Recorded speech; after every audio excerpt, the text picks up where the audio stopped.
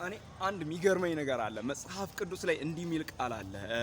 የዳዊት ቤትና የሳኦል ቤት አለ። የሳኦል ቤት እየደከመ የዳዊት ቤት ደግሞ እየበረታ ሄደ ይላል መጽሐፍ ቅዱስ ሲናገር። ምክንያቱም የዳዊት ቤት ማለት መልካም መንፈስ ያለበት፣ የእግዚአብሔር ልብ ያለበት፣ የእግዚአብሔር ቅናት ያለበት፣ የእግዚአብሔር መልካም ነገር ያለበት ነው።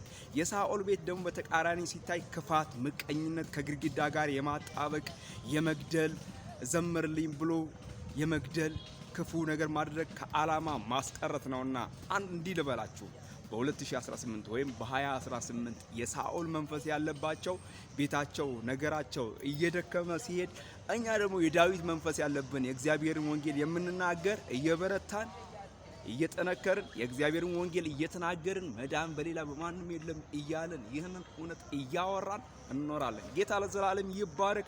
አምላኬ እንደ ባለጠግነቱ በክብር በክርስቶስ ኢየሱስ የሚያስፈልጋቸውን ሁሉ ይሙላባችሁ። ወንድማችሁ መስፍን ነኝ።